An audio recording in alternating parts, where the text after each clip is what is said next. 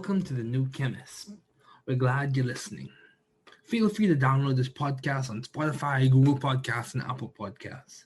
Here on the new Chemist, we discuss chemistry, which simply put is the science of change, as well as the other sciences, careers, community research, and COVID 19. We're happy you're tuning in. My guest today is Dr. Michael Evans. Thanks for joining me today. It is so good to hear from you. Just briefly, I'll inform my audience about you. Dr. Michael Evans graduated from the University of Kentucky in 2008 with a Bachelor of Science in Chemistry and a minor in Mathematics.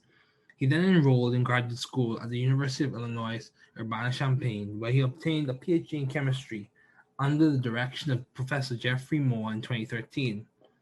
His thesis work concerned the implementation and studies of early flipped classroom models of organic chemistry instruction, as well as the development of web-based educational technologies for the teaching of organic and bioorganic chemistry. In 2013, Dr. Evans joined the faculty in the School of Chemistry and Biochemistry at the Georgia Institute of Technology as an academic professional and first-year chemistry laboratory coordinator. In 2018, he was promoted to senior academic professional. He continues to coordinate the first-year chemistry laboratories at Georgia Tech, teaches lecture courses in organic and general chemistry, and teaches the first-year seminar course, GT1000. Dr. Evans lives with his family in Georgia and with his wonderful wife and children and a rambunctious dog, Bernie. Please welcome Dr. Michael Evans. Thanks, Dr. Evans, for joining me today. It's good to have you on. Good to be here. So what have been your longstanding interests in the field of science?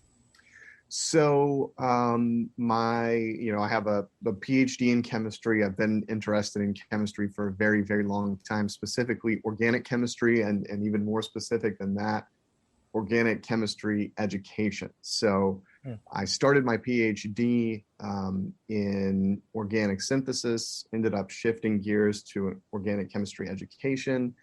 And I've been very interested in that ever since. Now, my day job is, general chemistry laboratory education. So I'm also interested in that.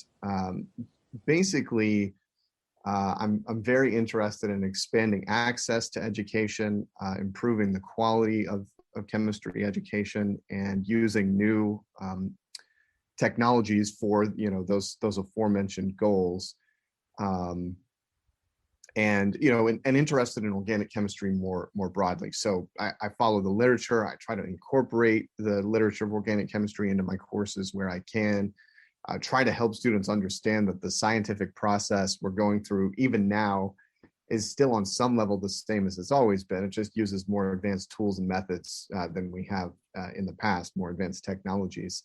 Mm-hmm. And just I'm really inspired by helping students step into that role as scientists or engineers professionally.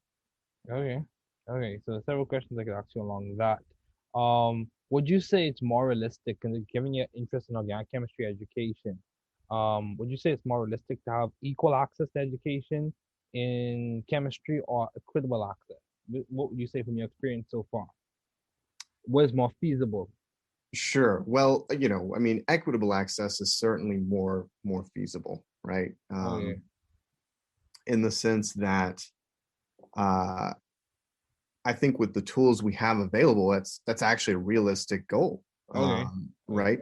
With things like video and what I've seen really advance over the past, let's say 10 years since I graduated from graduate school, are things like interactive models and immediate feedback, open tools that can provide that kind of thing. So like you take like an online homework system that's undergone this evolution from, it started in kind of like a very hacked together professors just building stuff based on, open libraries or libraries for completely different purposes, to it's moved into the big publishers, and now it costs an arm and a leg to get, and it's starting to turn over again to be accessible and available for free through open libraries. And so it just takes people to build that stuff, right?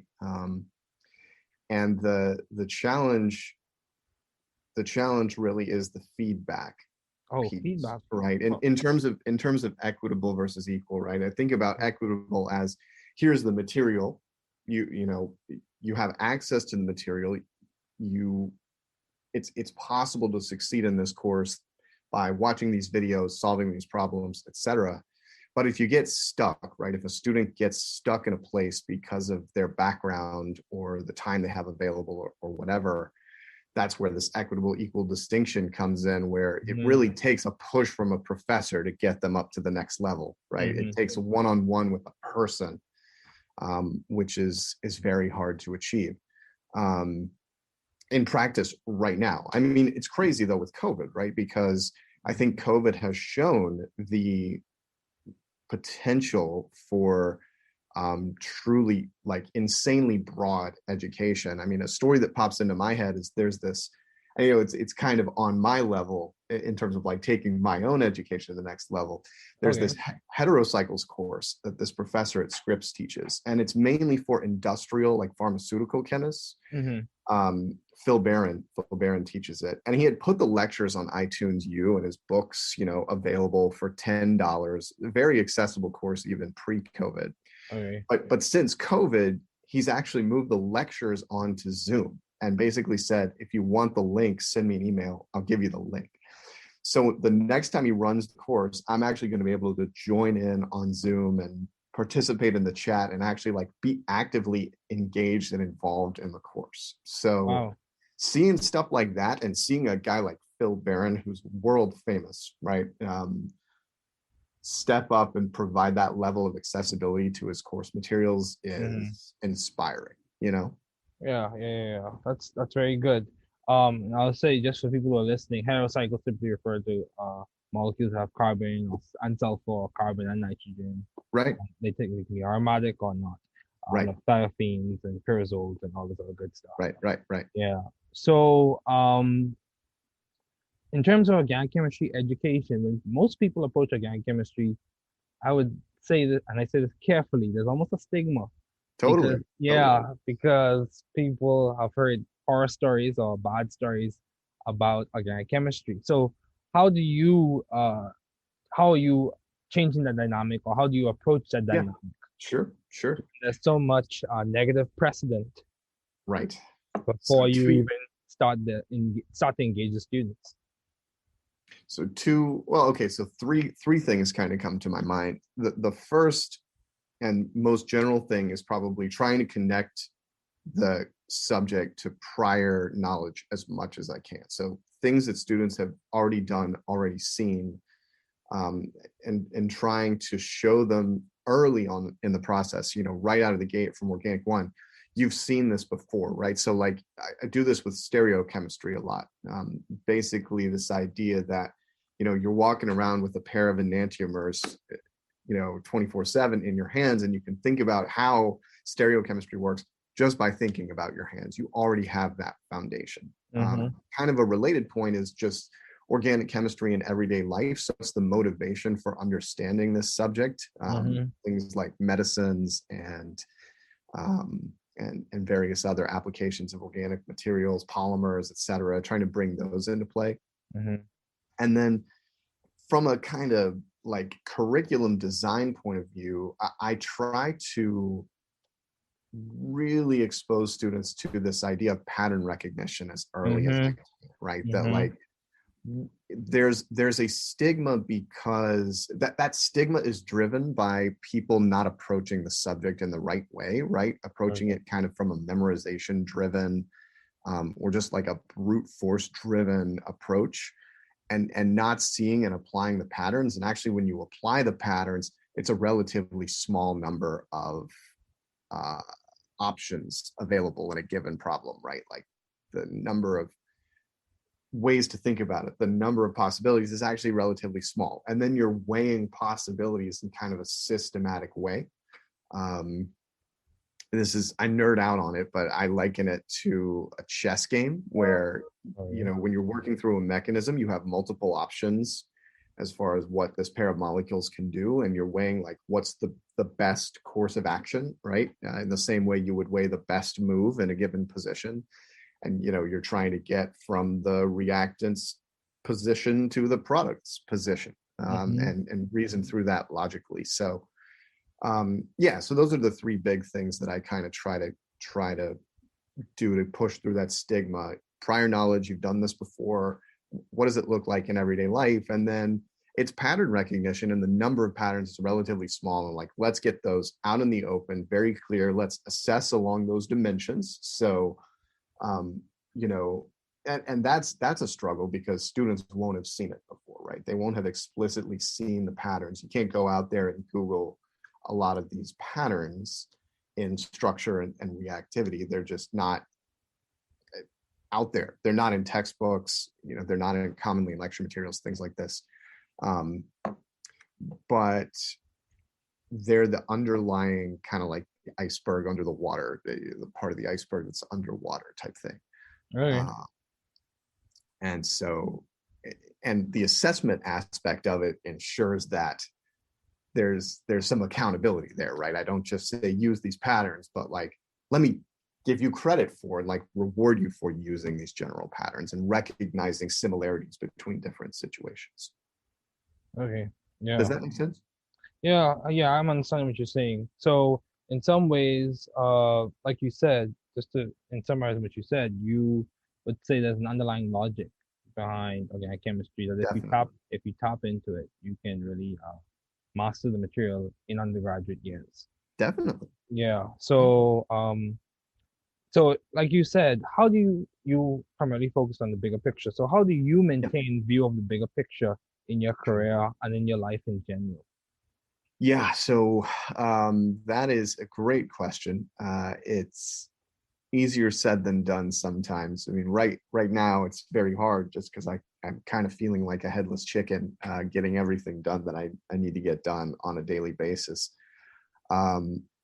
But I do, return to my teaching philosophy from time to time. I just rewrote my teaching philosophy statement, which is a Mm-hmm. very broad summary of my goals as an educator, my priorities, the activities and course design that I make use of to achieve those goals, that kind of thing. In a career sense, that's very helpful. I will also kind of revisit periodically the courses I'm teaching and how they're going. I'll look at student evaluations, kind of survey students to see how things are going. That's all sort of career oriented. As far as life in general goes, I mean, my situation changed a lot when I had kids. I'll say Right. that too. So like, I've got a 4-year-old and a 2-year-old right now, so they're still very young, still going to daycare, all that good stuff. But Mm-hmm. they really keep you grounded in terms of priorities, right? Because you've got this real thing in terms of a family to take care of Mm-hmm. and really put in your priority list, and that's been helpful, because it provides me with kind of an anchor for work-life balance where like when I'm with my kids, my email's off, generally speaking. I'm not working. Before about 3 months ago, my wife was working weekends. And so I would have the kids on the weekend, kind of when she was at work, and then she would have the kids during the week. We're still married and everything, still living in the same house, just not, complementary schedules. Mm-hmm. And so, and that was a great way to kind of anchor things. She's now working during the week, so that's made it more challenging. I'm kind of in the process of adjusting my schedule, adjusting my thought process to kind of recalibrate. But yeah, um, and as far as life in general, I mean, you have to take some time to reflect on what things give you fulfillment, what things don't, and then judging in a career sense, what things that are not fulfilling do I still have to do because of professional obligations? What things can I sort of cut loose? And those are sometimes it's hard decisions that have to be made there, but taking the time to reflect on that kind of stuff is really important to me. Okay, so this is going to be a technical question I'm going to ask you. Sure. You mentioned you're teaching philosophy. So, I'll ask you a few technical questions. what would you say is the limiting reagent to student success in your classes? Good question. Wow, that's a really interesting question. So I was thinking about this in terms of the lab context the last time I edited my teaching statement. And the thing I've kind of landed on is that there's what's called an affective dimension of learning, which is the emotional side, right? You've got to be invested in an emotional sense in learning a topic before anything will stick. Mm-hmm. And that's a huge barrier, I feel, for laboratory education, because students come into a laboratory space with feelings of anxiety, feelings of, unpreparedness. There's pressure to succeed. Sometimes students don't really know what success looks like in a laboratory environment, right? Am I trying to collect data, accurately and precisely? And how do I do that? I'm trying to learn all these kind of psychomotor skills, how to pipette, how to operate glassware, how to handle reagents safely. There's the safety dimension. This affective side, particularly the anxiety that can come along with entering a lab room, is a huge barrier, I find, to success in lab courses. And so lately I've been trying to address that. And I mean, COVID was just that times 1,000, right? Because now you have health and safety. Yeah. On top of all of these things. And the fact of the matter is students are not great about distancing in lab spaces, because if they're set up to work as lab partners, they want to collaborate with each other, right? And that's natural. And so there's all kinds of things going on there in terms of anxiety in lab spaces. And that is, to me, the number one barrier for student success in a laboratory setting. And whatever way I can ease that anxiety is something I try to pursue. So like preparatory video resources, videos of me in the lab doing stuff, showing them how to use glassware, providing resources in the labs, so QR codes to videos in the labs, and various other things. I'm putting iPads in the labs now, so that they can access resources during the lab period. Just absolutely anything I can do to lower that anxiety is, to me, going to provide the biggest benefits to student success. Wow, that's good. So, yes, definitely mental health is so important. Yes. Just because you encounter anxiety doesn't mean that that's a bad thing. You just have to realize that you're encountering it. Right. And seek to address it. Would you say that experience is the catalyst that allows you to overcome that activation barrier? Definitely. Or okay, yes. It's almost as if that's good. So my last technical question as it relates to your teaching philosophy would be, would you say, and this might catch you off guard, would you say that learning is selective or specific? Understanding material. If you approach material correctly, would you say it is specific in the chemistry sense or selective in the chemistry sense? So just for people listening, selectively normally refers to like functional groups and like areas that you selectively target.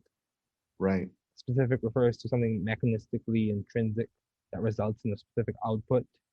Right. So would you say that analogy is not tight enough?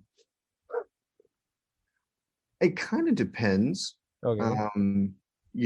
I think what's interesting about that distinction is it tends to shift from what I would call specific to more selective as the student gets older. So you think about general chemistry and introductory, where the goal is kind of a lot of it is algorithmic, right? I'm taking an input, I'm producing an output.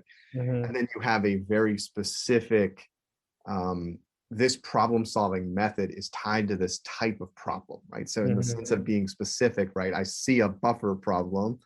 I'm gonna, use this very specific sequence of steps to solve that problem, right? I see a gas laws problem. I'm gonna use PV equals nRT. And the problem solving method is tied to what the student perceives as it's this type of problem. The older you get, ideally, it becomes more of a selective thing, where you can now apply multiple different problem solving approaches to problems that are in some sense bigger, right? And so you've got, various, say, problem solving approaches that can get you information about various aspects of a problem, and maybe one is more important than another, so it's selective in that sense, right? Okay.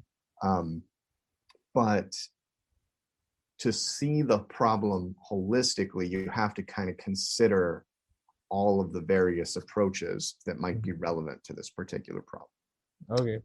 Um, So I'm what trying to would, think. so what would you say is better, selectivity or specificity? Well, and the thing is, you need both, right? Yeah, that's true. Because if you're taking a big problem and you're breaking it down into smaller chunks, you've got to be able to confidently latch onto that smaller chunk in the same way a specific reaction, goes the way it goes 100% of the time, right? Like if I'm setting up a reaction, for example, and I need to know, what mass of a reagent to use, I need to be able to like nail that calculation 100% of the time, right? I need to be like specific on that problem solving approach. But when you're looking from a broader holistic perspective, you need to be able to bring different kinds of approaches to bear on a big problem, and that's more of a selectivity thing. So you kind of have this toolbox, right? And you need to know how to use each of those tools in a specific sense. But you also need to be aware of the idea that you may need to pull out multiple tools for a relatively big problem and use them in various proportions, various ways. Does that make sense? Yeah, it makes sense. You need versatility. That's in essence what you said. So how have you been adaptive and creative in the field of science? So, in terms of adaptive, COVID comes to mind. As something where we really had to change our approach.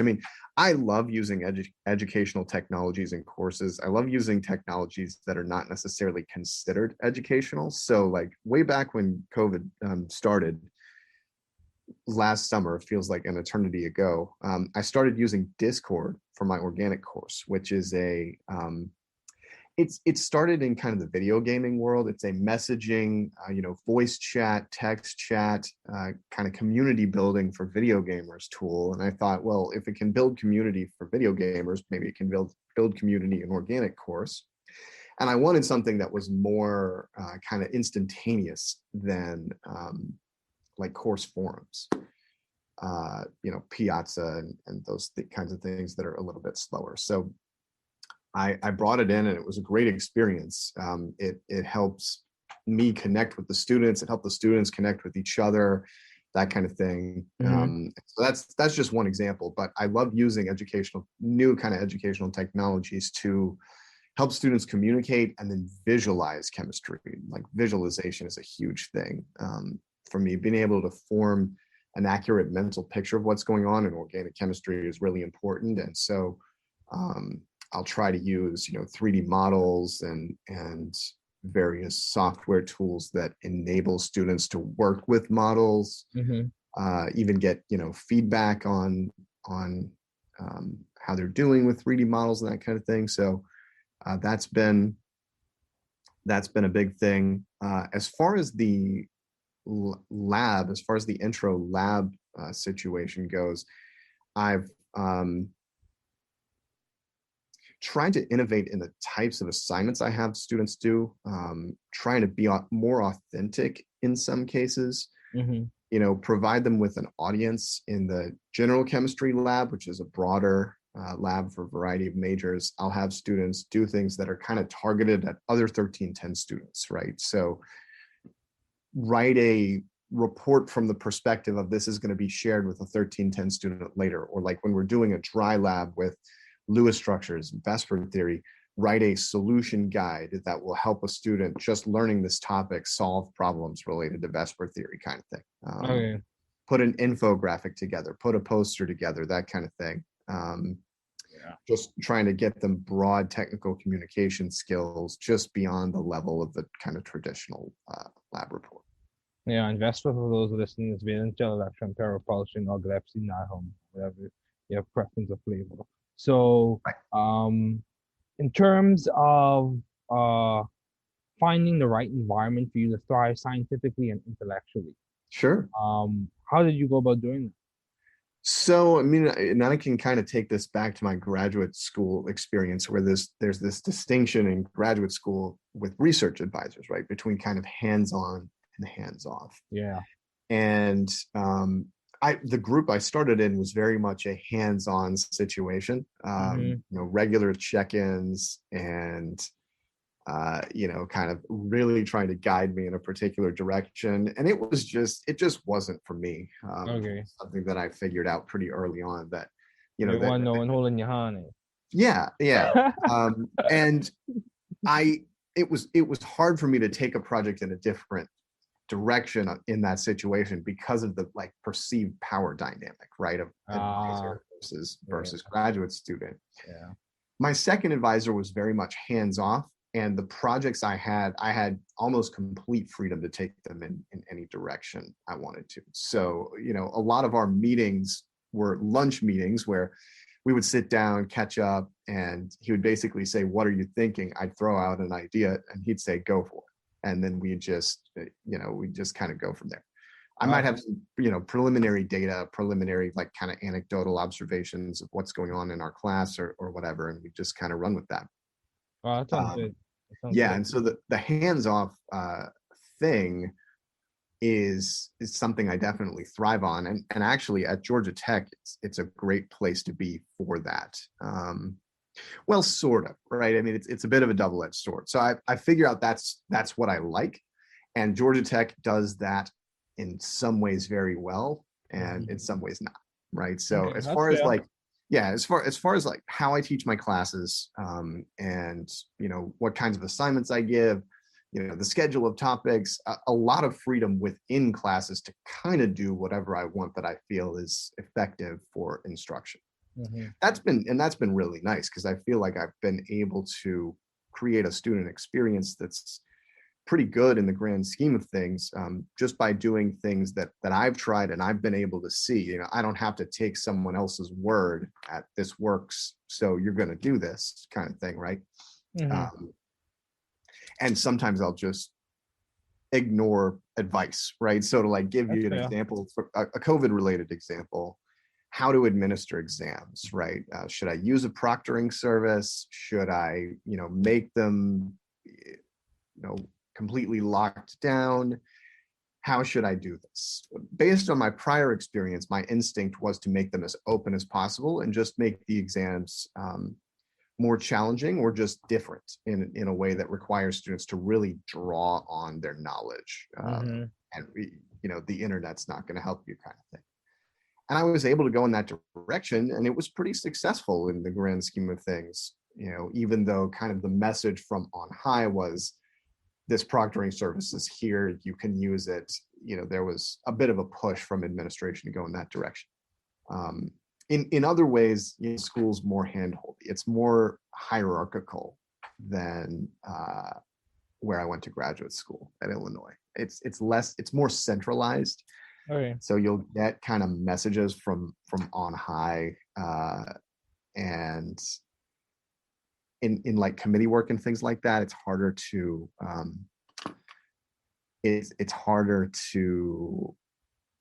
have that freedom to kind of go your own way, in my experience. Yeah, I understand. So I understand what you're saying. yeah, And I would say in some instances, I'd say many cases, having a more open exam that allows for like higher level thinking and critical analysis is uh, a more realistic evaluation of the student's performance yes, exactly. because students typically are inclined to collaborate on those lockdown browsers and all those other things. Right, right, Yeah. So right, if you're just being real, if you're being real, right, yeah. right. So that's good. Absolutely, That's good. absolutely. So how do you maintain a balanced life given all your responsibilities and accomplishments? Would you say you are maintaining a balanced life, Dr. Evans, or I don't. trying to? Yeah, I was going to say I don't do a fantastic job of that. at times. But yeah, I mentioned the family kind of keeping me grounded, which is key. I do have hobbies. I've been really bad about kind of following my hobbies and balancing my hobbies against everything else lately, because it used to be tied to a sense of place before COVID, and for me it to some extent still is, because I still come into work most days, and I'm here in the labs doing stuff. Being physically in the labs kind of puts me in the work mindset. Being physically at home often puts me in the I'm at home with my family mindset. That's definitely blurred though, right? Since I'm spending more time at home, working more at home, that's been hard. So the place is a thing. In terms of the hobbies, I like running. I like hiking. So going out in nature and just kind of disconnecting has been important. Playing chess, playing video games, doing those kinds of things, trying to connect with friends virtually, maintaining a social life as best I can has been really important. And that kind of thing. I mean, it's way easier said than done. And the thing is, and eventually you have to start saying no, right? And like, so this is good advice for anyone who's younger, where you may feel like my schedule's kind of empty, right? Or like you get to the end of the semester and it's like, what do I do now? What do I do like over break to maintain fulfillment or whatever? Your schedule will fill up as you gather accomplishments. People start realizing, oh, you're great for so and so, right? So like, oh, he ran these online exams over the summer and they went great, so let's like draw him in as an expert on this topic and have him to talk at faculty meetings, or like people start emailing you, your inbox starts filling up, and so the time just starts filling up, and eventually you have to start saying no. And that's hard, because that really requires you to reflect on like, what are my priorities and how do I not say no to something that I really should say yes to, or vice versa, say yes to something that I should really say no to. And I think reflection is the key to that, like reflecting on the bigger picture helps you say no, because even if there's a little bit of drama associated with you turning something down, that it's the right decision in the long run. You're specific to your goals, right? Right. Specificity as relates to your goals, just like specificity as relates to our chemical mechanism. So you mentioned this idea of place and mindset. Right. That's a very interesting dynamic, because I would say in some ways the places we occupy do affect the way we think, and they do affect our mental state and mental health. For sure. Yeah, so it's good to have awareness and be mindful. But as we conclude, do you have any advice to those wanting to pursue the field you're currently working in? And what is some of the most beneficial advice you have received? Sure. So the first thing I wanted to say is, and it sounds cliche, but I'm going to say it anyway. Networking is key, and take opportunities to network. Having a broad mindset is helpful when you're first starting out, and trying a lot of different things is, in my experience, very beneficial. So like my CV is full of random things, many of which started and then stopped. And in terms of how I ended up here, it was the result of trying a lot of different things, meeting a lot of different people, and ending up in what I think is a pretty well-rounded situation. And so networking in terms of meeting people and pursuing opportunities, you also never know what you're gonna like. And this is kind of a do as I say, not as I do situation as I get older, because the older you get, the more kind of set in your ways you get. But don't be afraid to try something, even if you're not sure it will be successful. the more you do that, the easier it gets, right? As you practice failing, quote unquote, right? Like pursuing a project, it doesn't work out. And then you pick yourself back up, reflect on the lessons learned, and do it all over again. The more you do that, the more success you'll see, right? Successful people go through these iterations of, things just are not clicking. And then all of a sudden, one day, something clicks. Something I read, gosh, where did I read it? Almost like failing forward, eh? Yeah, absolutely. Yeah, I think about research in that it's almost like a mill that you can constantly iterating, and then like Definitely. hopefully and gradually as time progresses, something novel or something beneficial or something significant comes out, but you still grind and grind and grind. Definitely. I was reading a book about the design process, and maybe it was Edward Tufte. I can't remember, but anyway, there was something in the book about the design process and how that is this process of constantly, starting out with something that is bad, recognizing it's bad, and then iteratively refining it. And what we see, coming out of a company like Apple, right, is the shiny, beautiful final product. But that went through so many iterations of this is working, this is not working, and I got to get rid of what's not working and start over, that we don't see. It's important to keep in mind that that's often what work is really going to look like. There are going to be a lot of days where you're going to produce a lot of crap. Exactly. But on the days where you really hit it, and that was my experience in research as well. I'd spend days, weeks, in some cases months just producing crap. And then all of a sudden you latch onto an idea, and it often flows from that. It flows from the bad stuff. As my research advisor told me, it has to get worse before it gets better. That's perspective. That's definitely perspective. Yeah, which was good advice. I mean, we were making some pretty radical changes to the way organic chemistry was taught at Illinois. And he said it has to get worse before it gets better. We have to see what's working, what's not working, and kind of iteratively improve it. So I have several things I could say on that note. In terms of iterations, you even look at the Apple products. Yes, we had Apple with 10x or X. I'm gonna try and keep up with it. But the first iPhone was in itself an iteration of the last one. So even when you have iterations that are not completely desirable, there's still something that can be beneficial from them. That's one. Absolutely. And two, you made the statement things have to get worse before they get better. That even has some psychological aspects in that I've heard people say a part of building resilience, a part of the process of becoming resilient, falling apart is a part of that, and engaging in that falling apart process. So deconstruction before you reconstruct and improve. Yes. Yeah. So that's definitely that conversation can go on for a while, but it is definitely good to have you on. Thanks, Dr. Evans, for joining me.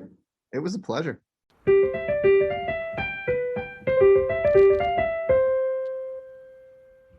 Thanks for listening. We're glad you were able to tune into this podcast. Once again, this is The New Chemist, where we discuss chemistry, which simply put is the science of change, as well as the other sciences, careers, community, research, and COVID-19. Thanks again for listening. Note, the views on this podcast represent those of my guests and I.